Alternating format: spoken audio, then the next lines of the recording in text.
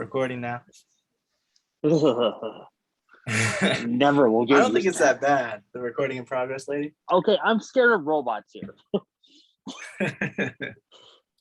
Yeah, I was watching like this AI show earlier, but anyway, Technically, so it's today not we're a going to be robot, talking it's about just hard light versus soft light, a polar voice. patterns for mics, and we're going to be going through the rest of the sound equipment, mainly just like wind blocking material and stuff like that you put on. We went through it a little bit last week, but we'll be going through the rest of that today. So I'm just going to share my screen real quick. And by the way, guys, anyone has any questions, comments, if I'm getting anything wrong, because I'm learning with you guys, let me know. And any questions so that we can bring it up to the whole group, let us know or put it in the chat as well. All right, so does anyone know about like hard light versus soft light? Sorry? Hard light or harsh light and soft light. Soft light basically using basically a softbox or basically a lighter tone like blue. And the harsh light basically can be yellow. It could be any color, really. The harsher the light is, more about the shadows. Yeah. So the hard light has really defined shadows. If you see like this flashing picture, whenever they go to this, you can see that she has a really harsh shadow behind her, right there. And she has harsh shadows on the side of her face.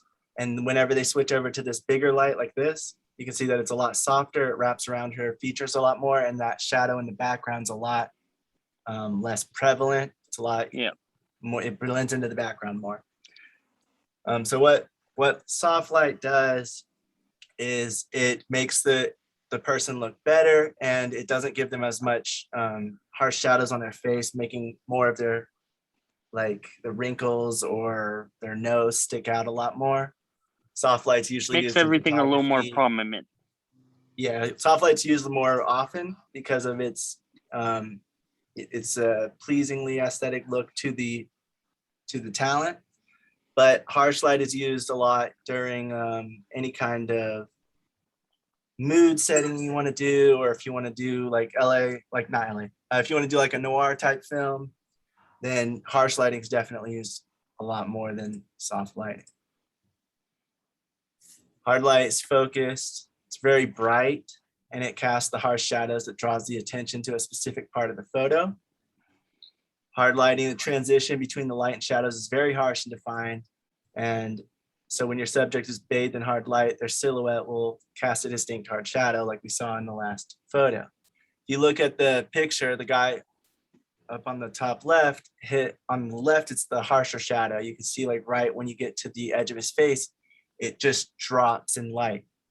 It's bright for the most part, but then all of a sudden it's a harsh shadow. And that's why it's called hard light, because it has that hard line where the shadow starts. It's kind of like being in an ocean, and when you step off, you drop off into the ocean. That's what harsh light is. But soft light, the one on the right for the guy, is a more, it has more of a transition from the light to the shadows. So it doesn't have as much of a hard cutoff for where the light stops, and it kind of wraps around the subject a little better, and makes them look a little more pleasing to the eye, and that's usually why it's used in photography and stuff like that. Harsh lighting is also used for things like window shades and stuff like that, like in the picture on the right, where you see the girl's face with that harsh lighting, where they have those shadows. So they're using a harsh light behind the window shade to cast those window shade shadows on her face, making it very distinct and separate. Another example of harsh lighting, you see you can usually not see very much detail in the shadows. If it's very harsh, they have like some areas seen, but the other area kind of blends into either the background if there's a black background, or it's just cast in shadow, like this picture right here.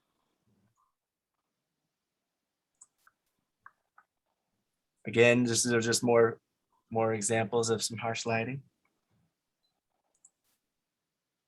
And see how she kind of like blends into the background with the left side of her face using harsh lighting.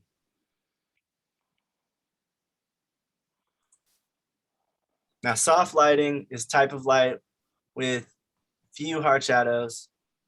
It's bright, but it's more balanced. That's the other thing. It's a lot more balanced. It's evenly across the face, all lit up most of the time when you're using soft light. It doesn't have it's not as much of a contrast between light and dark. It's a lot more even throughout the whole subject. The transition between the light and shadows, like I said, it's more gradient, much smoother. Like how a cloud diffuses the light from the sun, but if the sun is out with no clouds, it makes it a lot harsher. Again, that's the picture you see on the right. It's a lot softer. His features stand out a little less, like his nose and his wrinkles on the left. You can see like where his mouth is formed. There's a lot, it's really a lot more visible. Like the wrinkles on his forehead too, where he's crinking his eye.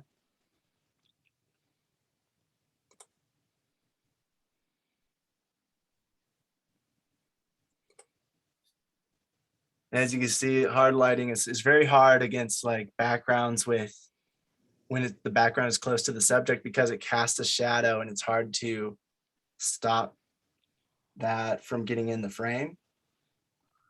So another thing, if you're looking into harsh lighting, is you want to have a background that's farther away from your subject so that they don't cast as much of a harsh shadow, because otherwise it'll be picked up and it'll look bad and it'll be obvious that there's a light coming from some source to the front and side of her, as compared to the soft light when there's barely any shadow at all.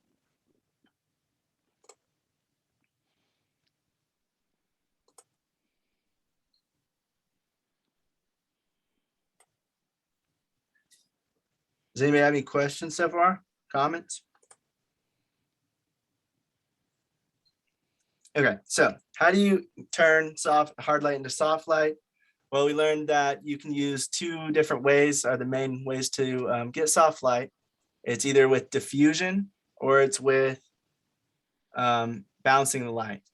We'll learn more about that on Monday, but basically diffusion is putting a material, something like this picture right here, where you separate it from whatever light source you have. If you have a very small and hard, bright light, it'll cast a really harsh light on your subject. But if you put some material like this in front of it, then that will become the new light source and it'll diffuse the light, making it softer and spread across your subject better.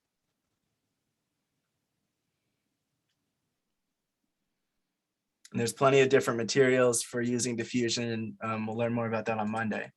But the other way, you can see like the difference right here. If they put the material right there, all of a sudden the shadow stops being as harsh, the light wraps around that subject a little better, and you can see a little bit more of everything. Especially on like her, right above her chest, those wrinkles and those crevices in her body really aren't as defined whenever the diffusion is put in place. So that's why soft light is usually used for talent. And harsh light is used like very less, unless it's more for like a stylistic choice or for dramatic purposes when you're using hard light in cinema. Other than that, soft light is mainly used, and it's also going to be used with other various aspects like motivated light. And why is the light here? You have to have a source for it, a reason for it coming. Like if you have a window, it gives you a reason to have a light, stuff like that. And we'll learn more about that later. But right now, just knowing the difference between hard light and soft light is what we're trying to learn today. And then secondly, with soft light, if you have a hard, bright light that's small, you can also point it at something like a blank wall or a bounce, what's called a bounce, where it will reflect the light back into the subject. And that will also cause it to get softer, because now that wall becomes the new light source, or that, whatever you have that's reflecting the light back into your subject, it becomes the light source. So it becomes bigger. One of the main things with soft light and how to get it is having a light source that's bigger and bigger compared to your subject. So it has to be, the larger it is in comparison to your subject, the better. The smaller it is, the harsher the light's going to be. No matter what, though, you always want to think about the story or what the light is supposed to be imitating to decide what kind of light to use. And also, if you're trying to get a soft light on a wide shot, you'll need a very large diffusion sheet, something kind of like what this thing is, but even bigger, so that when you do that wide shot, that diffusion and the light won't be in the frame, but it'll still be casting that soft light onto the subject. Because the other thing about it is whenever you put something, like this material in front of it, it's going to make the light not be as bright. So you usually have to turn up the light's brightness. And if it's at full brightness and it's not casting enough light, then you have to either put another light or figure out a way to do some bounce or something to get more light to get onto your subject, because your light's not bright enough to do what it needs to do. So those are just some things to look into when you're doing harsh versus soft light and what they mean, so that later on when we're talking about all this stuff, it kind of makes sense, because a lot of these things are going to go into that a little deeper. Does anyone have any questions or comments on any of that? Sometimes you could use a white piece of, like, you could make your own reflector, or you can use a white piece of paper to make a softer if it's close enough. Yeah, I've heard of what's called, like, there's also book lighting, where they just kind of open an actual book and that does reflect light back up into the person's face. Yeah. And then, like you said, you can also get like white poster board. Yeah, I was just there's a lot of videos that show you these do-it-yourself kind of build the material way, so that if you can't afford these big, huge, square material things that cost a bunch of money, you can just kind of make something out of like poster board or, like you said, paper. One of the things for, I think next week, one of the videos also shows the difference between all of those methods and the actual difference in lighting, because some make more of a difference than others with what you use, distance, how much of it you use, and that kind of thing. So I thought that was also interesting. Yeah, Monday we'll go into a lot more depth into diffusion and bounce light, as well as ambient light. This is just kind of a general jump start into it. Oh, yeah, I'm just giving the people something to look forward to. No, I know. All right, that's all for hard light and soft light. Now let's move into what we were talking about last week, polar patterns. Does anyone know what polar patterns are before we begin? I mean, it's up here on the screen, but.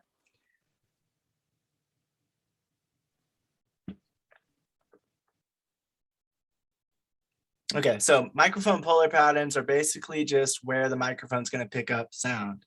Actually, let me get to my notes just so I can kind of go through that as I do this.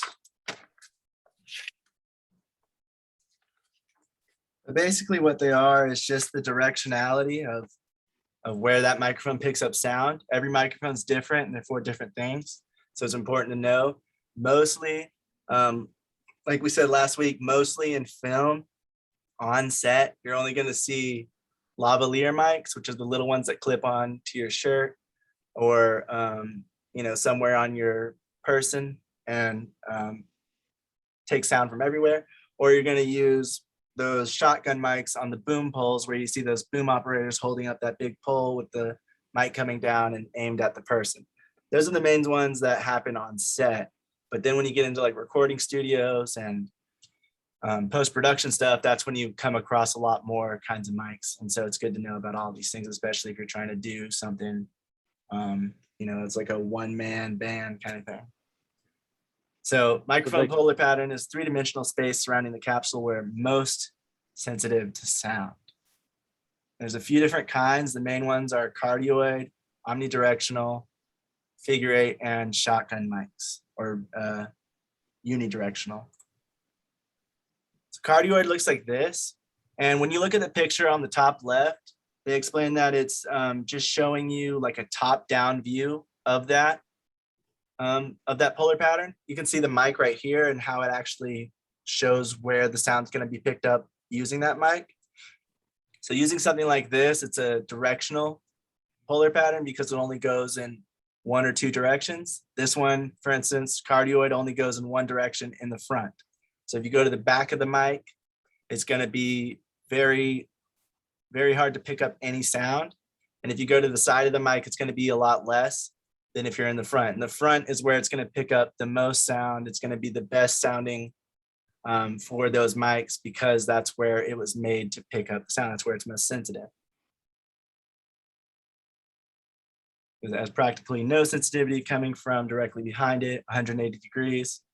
And the videos we have in the syllabus, if you guys have checked them out, they actually demonstrate this a lot better than I can right now, but they show the person actually walking around the mic and saying like testing, testing, and showing how much quieter it gets when they get to the back of the mic or to the side of the mic, and showing where it's going to be picked up from and what they all sound like. So that's why you'll see, like, you know, when there's singers or something like that, they have cardioid mics on these stands, and the mic's only going to be picking up sound from the front because they only want to pick up the singer's voice or the announcer's voice or whoever's up on stage. And they don't want to pick up all the audience noise. So they use these types of mics so that they don't pick up stuff coming from behind it, and they aim it towards the person speaking or singing. Yeah, no problem, Raphael. All right, then there's bidirectional, or what they call figure 8. It's symmetrically sensitive to sounds coming from the front and back, while it rejects sounds coming from the sides. So basically it means both sides of the microphone diaphragm are equally exposed to external sound pressure. These mics are used in interview settings, they're used for recording studios and stuff like that. Sometimes when they want to pick up the reverb bouncing off the wall, going back into the mic, or they want to have two different people speaking, and they put them on each side of the mic so that they're both equally heard the same amount. But these can also be used to like kind of block sound from a certain direction. Like if you're, let's say you're recording a musician's band for your project and you want to have their music in your project, and you don't want to pick up the drums as much, but you want to pick up the guitar and the piano or something like that. Like you want to pick up something more than the other, you would just turn the mic to face the direction that you most want to pick up. The front and back would be picking up the most, and then the side would be picking up a lot less. So if you would just turn the side toward the drums, for instance, if you didn't want the drums to be heard as much, and that would pick up the other sounds a lot more. So these mics are used a lot for those kinds of recording studios and stuff like that. I'm sure they're used for like voiceovers and stuff, for reverb and all of that, but you can also mess with that in post-production. So I'm not sure how much. May I recommend you get a good brand mic, a good cheap mic.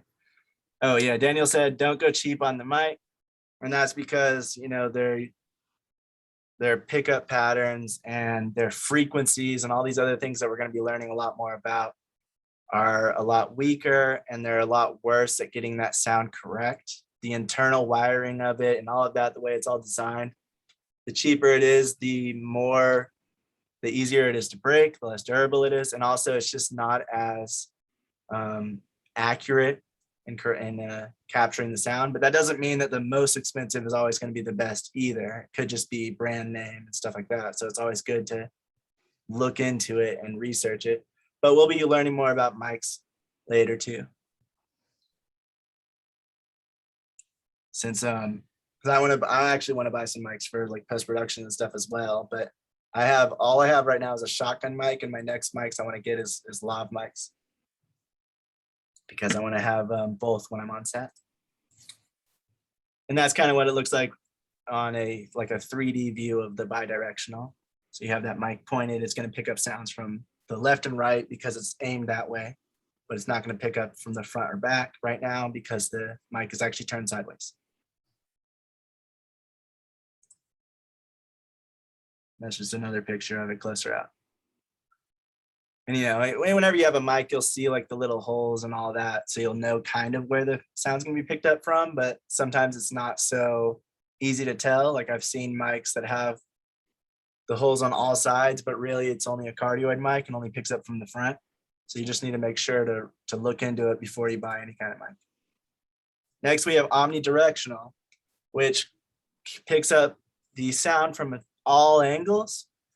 And that's why it's good for like lavalier mics are omnidirectional, because they're going to pick up from every direction. You just put it on somebody's clothes, you attach it to there, and when they speak, it's going to pick it up.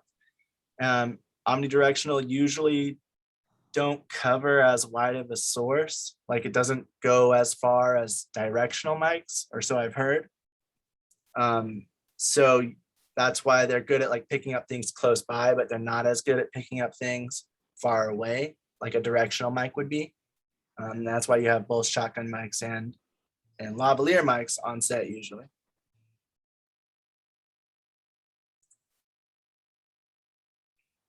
And then you got like, you know, supercardioid and hypercardioid and all these other ones that are basically just cardioid, where they pick up most of the sound from the front, but then they also have like a little bubble in the back.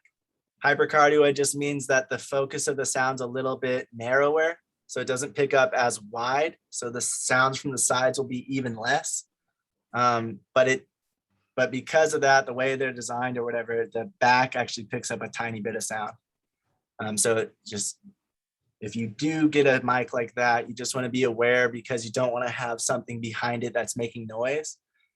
Cardioid mic and you have something behind it making noise, maybe it's plugged into an amp or something, that won't affect the sound. But if you put it into like a hypercardioid or supercardioid, since they pick up a little bit of sound from the back, it'll pick up that noise. And that's why you'd want to move your stereo or whatever it is to a different part so that it doesn't pick up those noises. So you always want to be aware which polar pattern your mic uses, so that you can put things you don't want to be heard in the right spots around your mic. And then we got shotgun mics, which is like what the boom mics are used when you're holding up those poles. It's very directional. It's mostly from the front. You actually have it coming in from the sides, but the way they're designed is to capture equally from the sides, so that it kind of negates the sound and it doesn't pick up from the sides like at all because of that. So it kind of bounces off each other, I think is what I've heard. I know they're very directional and they can pick up from pretty far distances, like 6 to 10 feet for the more professional ones, and like 3 to 4 feet for the more consumer brands. And they're used to pick up usually dialogue a lot in scenes and sets. They have them, that's why they can point them at people and it'll only pick up that thing in the front. It does pick up a little noise from the back, so you want to be aware of that. That's why if you have somebody new to sound, if that's why the cable that's plugged into the back of those mics, if it's waggling around, it's going to make a lot of noise because those mics pick up sound from the back. So you want to make sure they know kind of how to hold the cord and the boom pole and all of that, so that it doesn't cause any unwanted noise. But these mics are really good that you can point them to people's mouths and their throats around that area, and it picks up their voice really well, even from farther distances. So when you're getting those wide shots, you can also have a mic pointed at them, as well as that lav mic clipped to their shirt, so that you can pick up two different sounds, two different sources of sound, so you can, have options later. As Vish said, it's always good to test it out before production, which shotgun mic works the best. If you're able to, if you're renting, especially, just go to those rental houses. They allow you to try out the different mics and test them and see how they work, because even two different shotgun mics are going to sound a little bit different. They're going to have their unique ways of making the sound transduce from like that wave, the sound wave signal, into the electrical signal. And all these are all set up a little bit differently, so it does affect the sound in different ways. So it's always good to try it. And if you can't try it, if you're buying online like me, then the best way to look into it is to watch some like YouTube reviews and watch some YouTube reviews, look up just regular reviews and see if you can, I don't know, like if you can't test it without buying it, then just make sure you do your research online first to see if it's a good mic and the reasons why, the pros and cons of what it is. The sound is very important. I would also say read always read the description. Don't be afraid to ask questions to the seller, especially if you're buying like secondhand or anything like that. Just be like, hey, so why are you selling this? How's the condition? But can you take a video?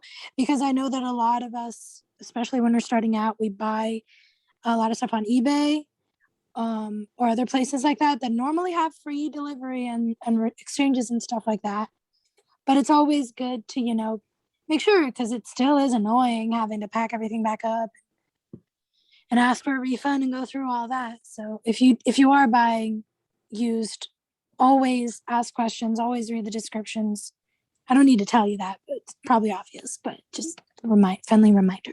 So Shannon asked, starting out, can't afford a lot. If actors need to move a lot and are separate in a scene, one boom is not enough, but buying lapels means lower sound quality and also they're expensive. Yeah, lapels, especially if the lav mics or lapels, if it's a wireless setup, it is a lot more expensive. They can get really pricey. That's why I haven't bought them yet. I've heard that the wired ones aren't as expensive, but it's also a little harder for them to, like you said, if they're moving around a lot, it'd be harder for you to have a wired system since that can get caught in things and make noise. And if you just have one boom, I would say try to get one. You can always have just like one lav mic. You can get one that's like multi-directional, can't you? The one that's like that can hand a wider range of sound. I know that there's a type like that. I would say if you're going to do that way, put the lav on the main actor and then have a boom on the rest of the actors that just have smaller lines. But you can with a boom basically go to each actor and stuff like that. It's not that hard to do. It also depends on the scene. You'd have to have somebody pointing, like that's why they're good at like the shotgun mics, like the one in this picture. They're good at directionality and they're good at picking up sound from farther distances. So if the people are separating, as long as you have a view of both of them, like the person can look through the door with the mic, then they could just point at each one when they're talking. If they're both talking at the same time and they separate and they're moving around, then it does get a little more complicated. You also think of the scene, there's probably not going to be that many people talking at once, right? So maybe focus on the main ones that are going to be talking in that scene and have like two lavaliers for those people, and then use the mic around the others maybe. That's just, I don't know. Like last thing I would say is you could run the scene a few times, and like if you're not going to have the camera on everyone at once, or like jumping around to them while they're talking, you can either like record the lines separately. It's called a wild track when it's not really connected to a video clip if they're not actually in the scene, but they're in another room talking. Or you could just do multiple takes and point the mic. Like if you're not getting good sound, you could point the mic at the person speaking on camera and then run the scene again, but do it from the other person's perspective. And you stole what I was about to say, Lakota. Oh, okay. Yeah, you can have multiple takes. It'll take you more time. I was just about to say that. You stole my words. You'll get all the sound out, yeah. Arden also made another good point about forums and stuff. Never trust the reviews on the actual site of the thing you're buying, even if it's like a trustworthy site. I always check like the Better Business Bureau or like sites that actually show you sites. A lot of, even if it's like a trustworthy brand, and this is like not just for product, like equipment. This is for anything. This is like they're like kind of conveniently like not show or like not account for negative reviews. Like this is also true of Amazon, I think. Oh, definitely. Of course, the website is not going to show you like the majority of the bad reviews. It's not going to weigh them either. So if it has like a 5-star average, it's probably not accurate. Oh, I never trust the stars. I always go in the comments because you see like 4.5 stars and then you actually read the top comments and like the issues. because there's some issues that you're like, wait a minute, I feel like that's not that big an issue for me, or oh, I feel like this person just mismanaged them. You can read Yeah. it and know when it's an actual issue and when it pops up in multiple reviews, and when it is just something that was like a fluke for one person or something that they did wrong. That's why always check the reviews, always go to like the lower ratings and read why those lower ratings.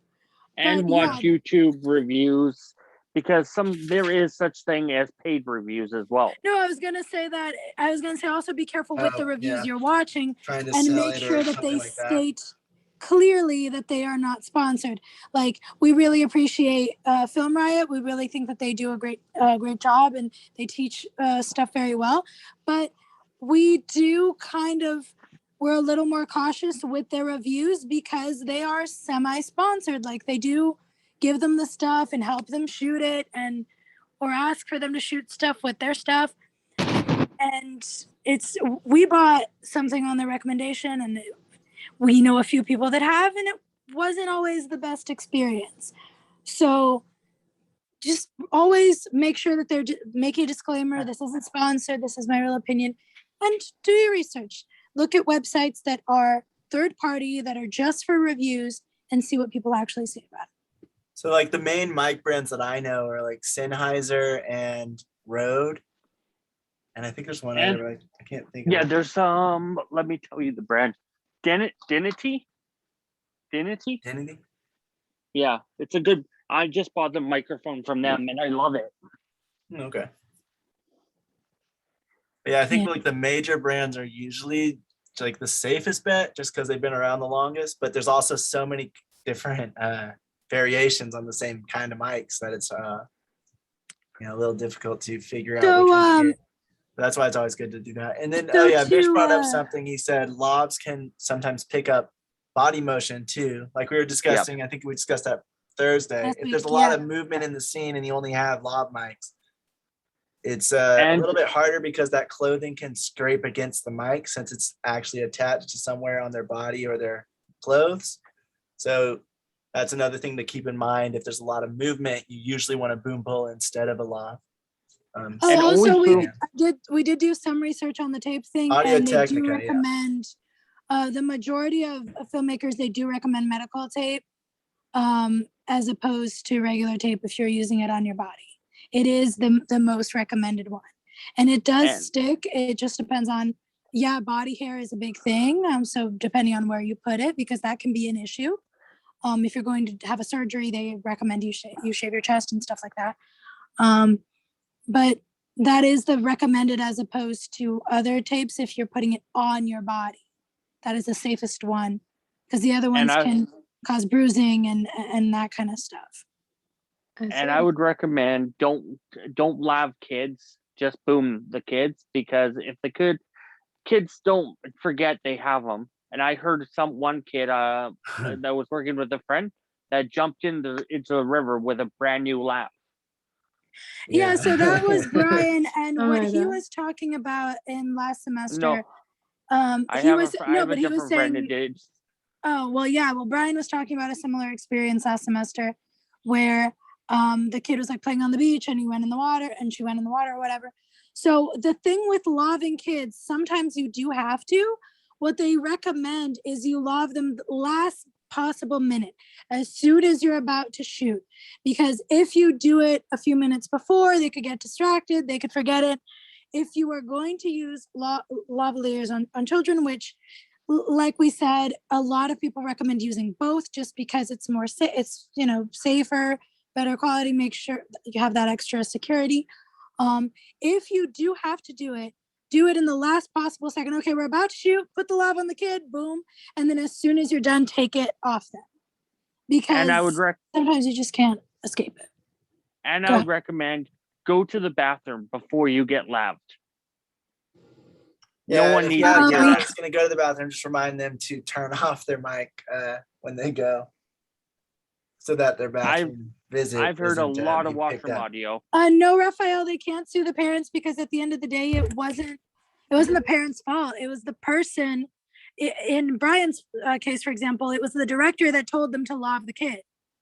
So if the kid was irresponsible. They knew what they were getting themselves into. He was the one who told the crew to love the child. So if the child ruined the love, that wasn't necessarily the child's fault. The kid's a kid. It was more the responsibility of the director, and who maybe shouldn't have done that, or should have thought twice before putting a love in a kid like 30-40 minutes before they shoot.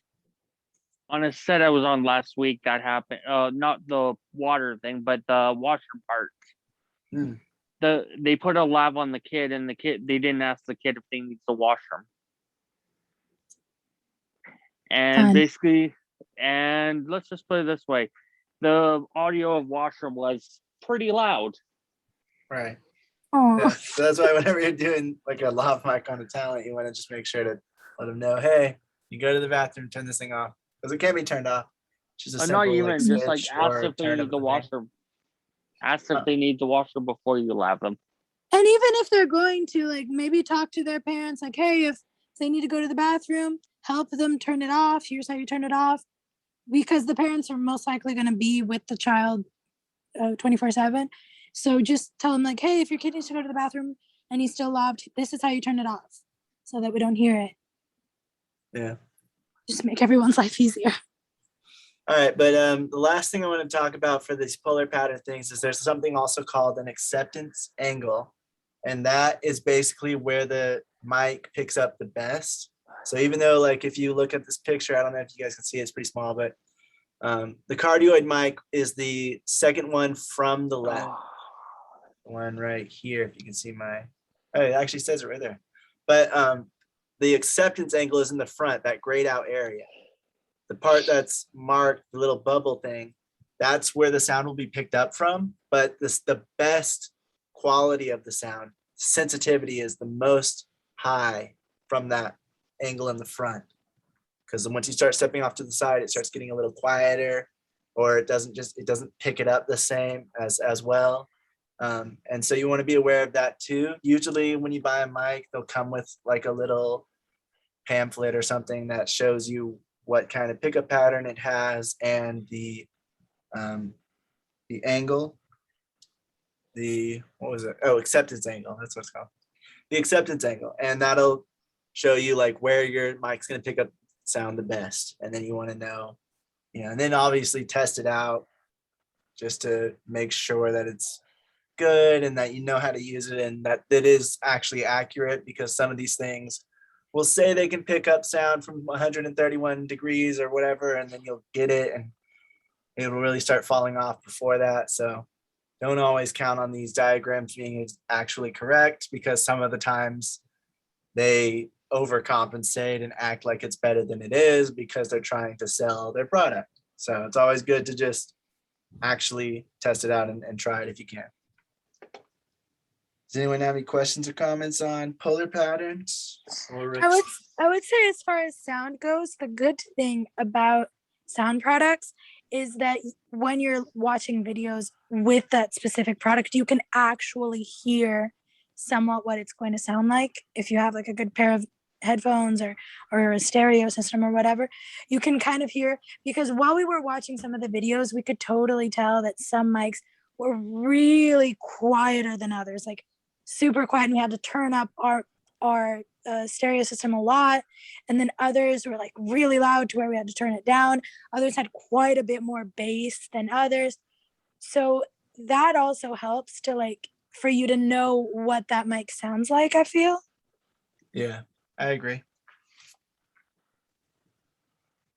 Because the other thing about cardioid mics is when you get closer to them, there's a boost in bass.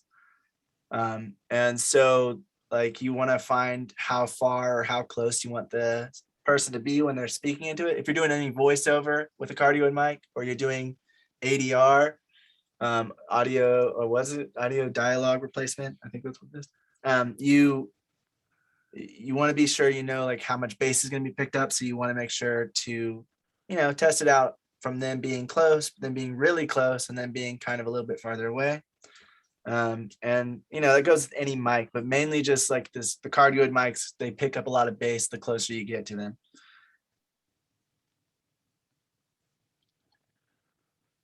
And Oh, and then the last thing is the omnidirectional Oh, mics, honey, I like wouldn't the say lav every mics. mic. I wouldn't say every mic because remember there was one where you had barely any bass when you were like super close to it. No, not every mic. I said like you should test out every mic.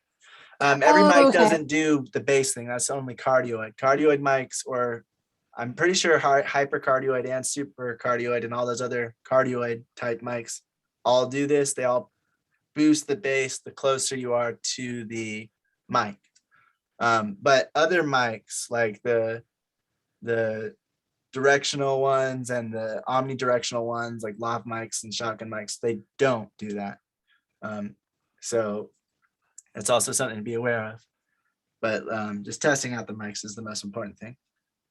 And then the last thing I was going to say was omnidirectional mics, they say they reject sound from the wind a lot better than other mics, like especially shotgun mics. Wind noise is a big issue, which is why we're getting ready to talk about some of this equipment you can use to block the wind from getting into your audio.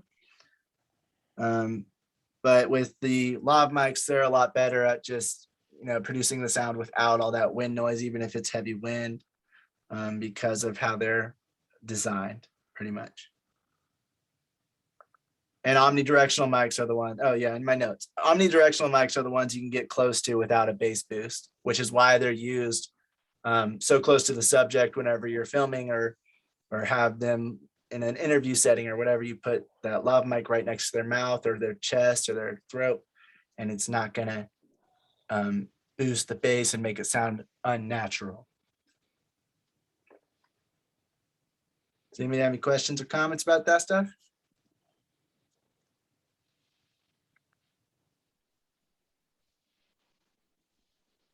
So quiet.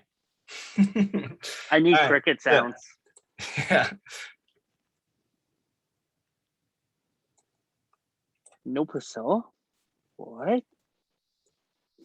Vish said sound frequency also plays a scalding role. and Women's God, voices are a little bit milder than men's. So like the sound frequency will be a bit different when you have men compared to women. And I think I added sound frequency. Oh yeah, because women's voices are a higher pitch, right? Something like that. I would believe that's the reason. But I know I'm gonna look more into the sound frequency stuff on, I think it's Monday. I added it into the syllabus, so I'll be looking into it more. And Vish said, yeah, it's because of the pitch. Last thing is we're continuing the sound equipment stuff. Last week we looked into like some mics and the field recorders and the Comtex, these little devices you use to listen into the sound wirelessly from somewhere else so that you can hear what's being recorded. If you're like a director or producer or something and you're trying to hear what they're capturing. And today we're going to be talking more about these like mixers, these onset mixers you can use where they actually adjust the sounds as they come in.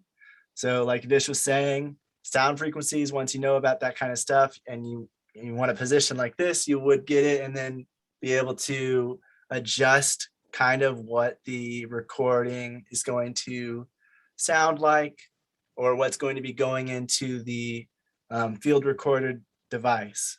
It goes to the mixer first and they mix it kind of live on set. And then it goes into the field recorder to be recorded. And then of course, post-production, you can also mess with it more, but this is just to like help any problems before they begin. When someone's getting louder, they do those things in live situations too, on stage and all of that. But on set, it's more so that you can capture the dialogue at the best possible frequency and it doesn't go over or too low. So you can like boost the gain or take it back a step and adjust how loud or how quiet it is. And you can also do other things like reverb and the fancier and more expensive you get, the more options you have to adjust those sounds, the way it's coming in and how it sounds and what it sounds like. If there's echo, if there's reverb, and you have a lot of these different functions. But the basics is just mainly for upping the gain boosting the gain or taking it back so that it's louder or quieter. That's the like bare minimum basic usually on one of these mixers. You also have to have a setup that allows you to send it through this system and then into the recorder, which could cost more money because it's either wired or wireless, but you have to have a way for it to go through both devices. Sound mixer or mixing console, also known as an audio mixer, electronic device used for mixing, balancing, and combining different sounds and audio signals.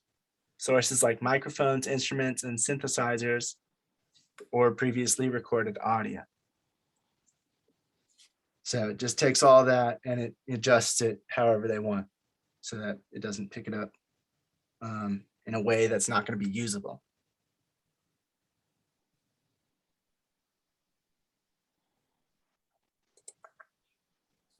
And that's kind of what it looks like up close. You'll see these, if you ever like go to a concert or a live stage performance or something, you'll see these guys in the back sometimes in like a sound booth. And they have this big console where they can adjust all these different knobs to adjust all these different settings of each different source of sound signal, since there's usually multiple mics. And on set, you know, you have different actors with different lav mics, you have the boom mics, and whatever other kind of audio you have picking up, you can adjust all of it from this console. All right, next we're talking about just like the wind protection. So we were talking about the boom mics. They pick up a lot of wind noise. If you watch the videos from last week, you can hear it very clearly whenever they take off all these wind protection things. It's very bad audio quality because all this wind is coming in and making it like. So they use something like this. It's like the bare minimum. This comes with, if you buy like a Rode mic, they usually come with these little windscreen protections, which help, but they don't help too much. They're like the starting off point. Sometimes I'll use these when I'm inside too, because there's things like a fan or the air conditioning or something that's blowing some kind of air. And since these things are so sensitive to that, it will pick it up. So I'll just put this on when I'm inside too. But it depends really. You want to use the least amount of wind protection that you can while still getting good audio.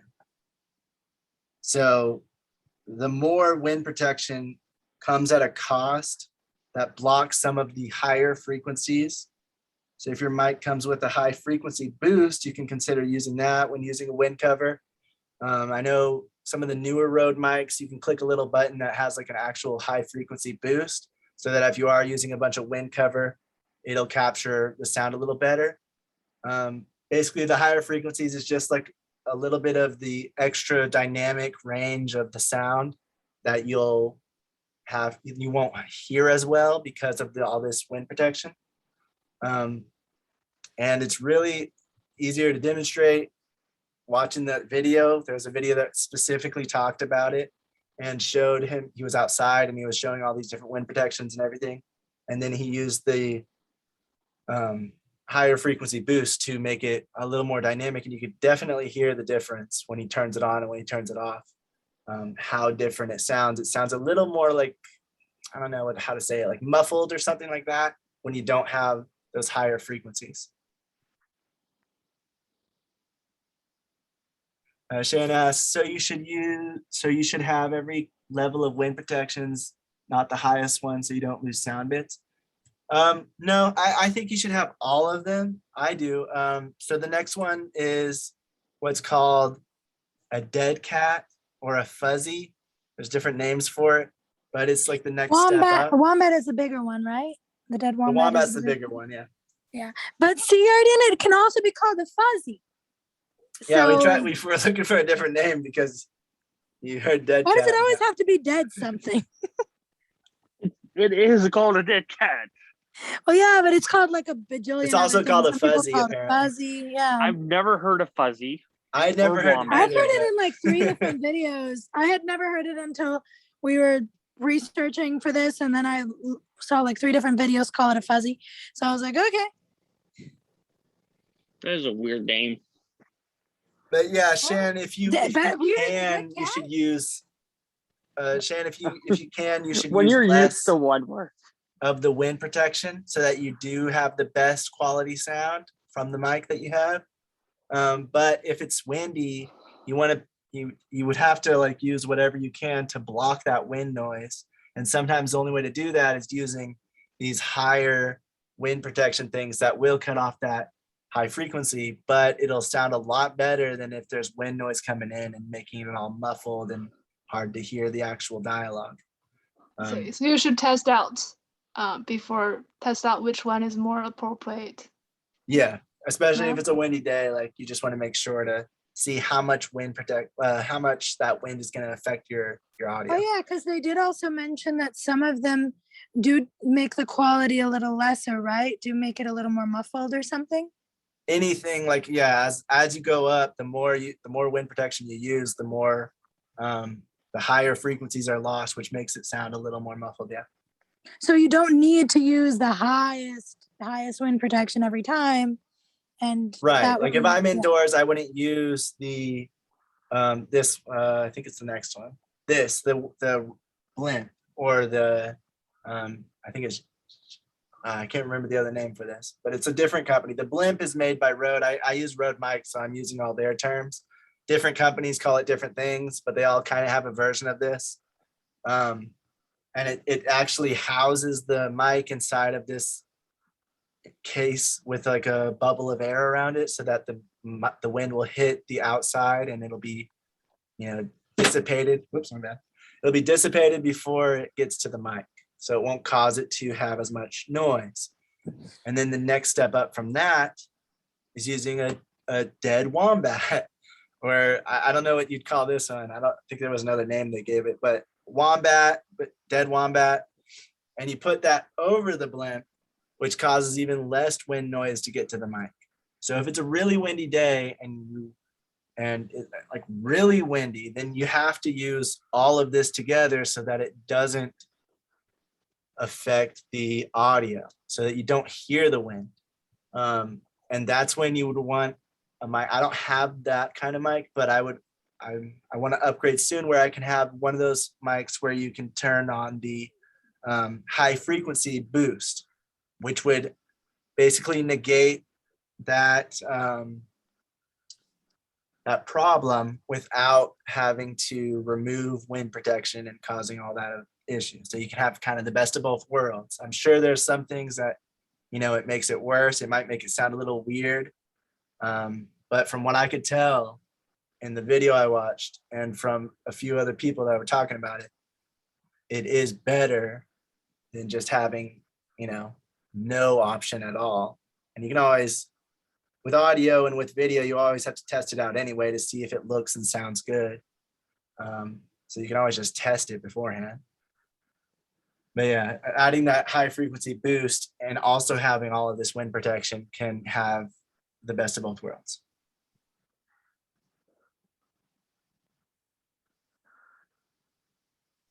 So Shan said, I'm wondering how much crappy sound can be fixed in post-production like Audacity, expecting crappy sound doing beginner personal projects with cheap equipment. Not a lot from our experience. It's or not what as we've good heard at people. post-production isn't as good with sound. From my personal opinion, post-production isn't as good with bad sound as it is with bad video. There's a lot you can do in video You that can only And do even so then, you much. shouldn't rely on it for you post. can only do so much. Yeah. Either way, Yeah. you shouldn't rely on post, but Like I've just sound. just from personal Like- experience, like sound needs to get it as good as you can, because it's hard to make it any, like, you can make it a little better, but if you don't have a good foundation, then it's really hard to like fix it in post. Even when you're doing And sound in a studio and trying to put it on in the movie, for example, like some professional movies have done, even then you can kind of hear like it's sounding a little different, or an echo or something like not echo like in the professional movies, but you can hear that it sounds more contained. So even in that situation, you can tell a difference. Can you imagine trying to clean up audio? Like, Just like your example right there. yeah, it's really complicated. Like we had someone we know that had audio issues, and they tried to fix it in post, and it just sounded really weird because he was trying to like I don't know the technical term, but he was trying to like clear that, remove the muffle from it a little bit, heighten the quality of it a little. So one of the problems I've come across when I've actually tried to do that, because I did get bad audio on one of my YouTube video things, it like trying to take away certain sounds while leaving the rest is really difficult to do without making it sound a little weird. And sometimes it can make it kind of sound like you're underwater. Yeah. Or, some kind of effect like that happens because you're trying to take out or adjust some kind of noise you don't want. Like just capturing it the best you can. You should always key. Go ahead. No, go ahead. Sorry. You should always, sorry about that. You should always just record yourself, just maybe 10 seconds of you talking in a room, and then listen it back before you shoot sound, because there's always fridge sounds, there's all sorts of sounds that can be picked up by the microphone. And you think wouldn't make a difference until you actually hear it. Yeah, and sometimes sometimes even that's a curse of having a good microphone too, is you pick up sounds that you're not prepared for. Yeah, I mean, it really depends on the mic. From what we were looking up, there are mics that are specific for picking up background noise, that are specific for picking up all of the directions of sound, and some that are a little more contained, that are a little more specific. But yeah, it is hard. We're just going over all that. Yeah. But the thing is, just what I'm saying is, like, be careful. Like, always look out for fridges. Look out for, even if it's a small sound, it's gonna pick up right away. Like, so if there's a heater or something going on in the background, it's going to go. It's going to be on your sound. Arden said, I think it comes down to how much audio information you have.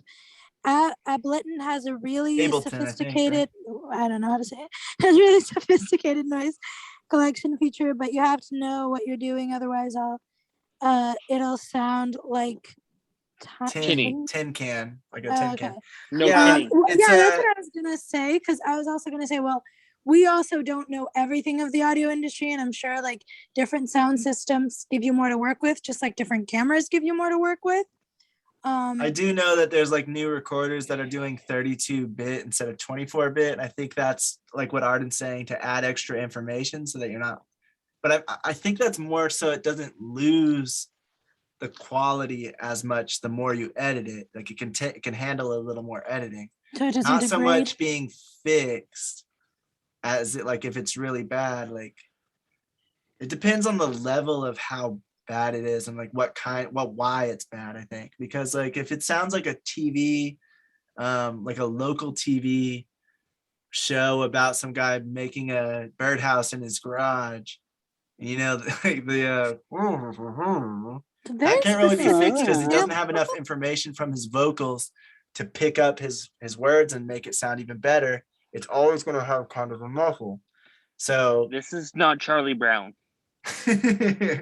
Right, but you can't take something like that and just make it sound good. So it is hard just going about it. Yeah, I feel like everything, it really depends on what sound it is, what equipment you have, how good that equipment is. But at the end of the day, the recommendation that we've gotten from other people and that we try to incentivize is to do as much as you can when you're in the actual production, filming and recording, and leave as little as not as little as possible for post, because there is post that needs to be done, but like don't rely on post to fix this thing or that thing. If you absolutely need to and there's an emergency and you're like, crap, we can't, we're gonna have to try, or we didn't notice that, but do as much as you possibly can to not rely on fixing it in post, because that's every filmmaker we've known, talked to, heard from, has basically said that it's an illusion. It's never going to be completely perfect, and it's not good to rely on that thought. Yeah, the only thing I would say, Shan, is know what mic you have and know what its limitations are so you can work around that. Because there's always creative. There's always creative ways that you can go about achieving something that sounds really good or looks really good with cheaper equipment. You just have to know how to work around it. So knowing about the mic, knowing, like maybe it's like pickup pattern and oh, it's gonna be really bad if it's even 5 inches farther away. Figuring out a way to keep it close, or however that mic's gonna work to make it sound the best. Figuring out how to work around that is the go-to thing, so that you don't have to worry as much about it, because every mic's gonna pick it up decently. Like, it's not gonna be terrible. Like, Well, not otherwise they every wouldn't mic. sell. So, There are crappy mics all over the place, but yeah, I know what you mean. well, yeah, but like if you're talking about audio equipment in film, there's gonna be crappy ones, but they're gonna be able to pick up something somewhere, and it's gonna be able to sound, like I said, decent. Yeah, but like Arden said, I feel like if you're working with someone that knows a lot about sound and that's worked with it and that knows how to use all of these things, you can have that conversation, and maybe we're doing our research, we're learning together, but of course there's still a lot we don't know, there's still a lot we're learning, and people with years and years of experience can probably that is a question I will add to the list that we're going to ask to one of our friends, that one of our mentors that works with sound. I'm going to ask him about that, because I think that is interesting to see how much those more expensive programs can actually do. So of course we're not experts on anything. We're just giving, of course, our opinion and our experience and the experience of people we've talked to. Yeah, my experience is just, you can always use something a little, like, even if it's not the best equipment, you can always use it and make it look or sound better than it does if you just say, oh, it's bad. You can always work around it and try to get the best out of it. You might have to change the scene a little bit, something like that, depending on, how bad it is. You might have to change it a lot, but there are ways to work around it usually, and to get, the best out of your equipment with And we what have heard from equipment you have. And also, like, if you have somebody that's helping you, maybe sometimes, you'll find some freelancer people that'll volunteer. If you can find volunteers, some people are willing to help out and they have their own equipment. Other times, if you're relying on your own equipment and stuff like that, you'll just need to make sure you try to get somebody who knows how to use it, or at least that you know how to use it, so you can kind of take over for both things, because sound is definitely important. Yeah, I agree with Priscilla. Like, I don't know everything. I'm just talking from like what I have seen and heard, and my own experiences and stuff like that. I just wanted to make that clear, because we are learning too. And so if anything that we're saying later on, like some new technology comes out, or someone with more experience, it actually comes and like, oh, well, actually this, like, we just want to make sure that we're learning with you guys. And if there's anything you think, oh, I'd like to look more into, you can talk to us about, and we'll do our research, but also always do your own research. Don't take everything we say completely as law, because things change. Some things are objective. Some things work for some people and some things don't. Yeah. But I would say the whole relying on post, that's across the board. Oh yeah, definitely. Don't rely on post. Yeah. But yeah, does anyone have any questions or comments on any of that stuff?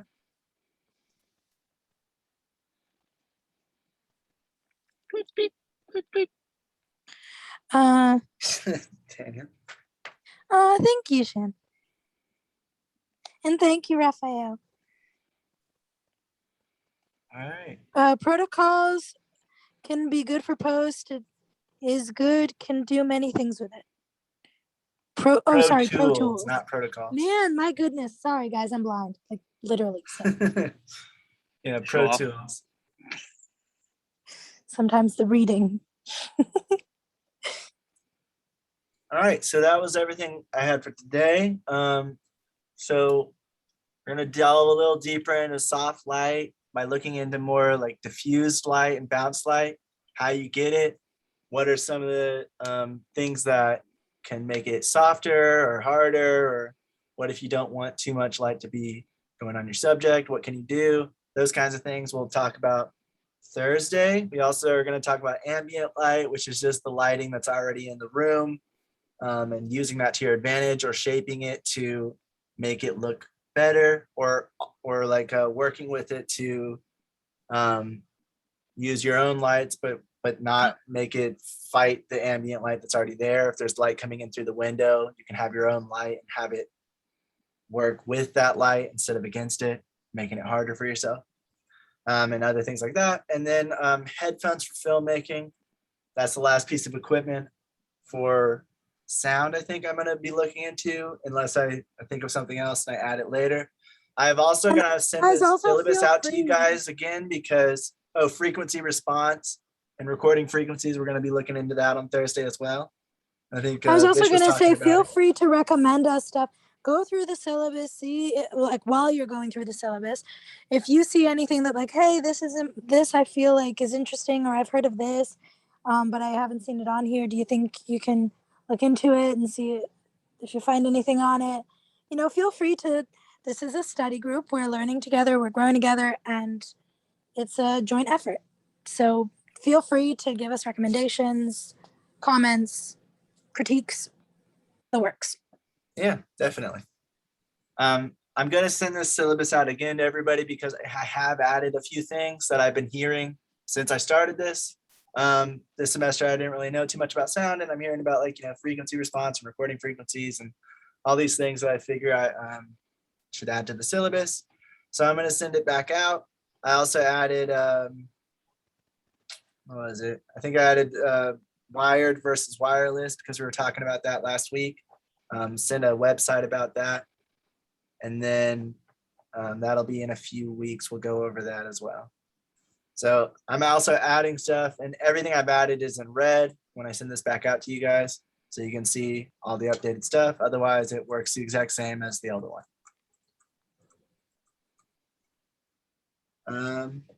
Yeah, so that's what we're going to be going through on Thursday. Anybody comments, questions?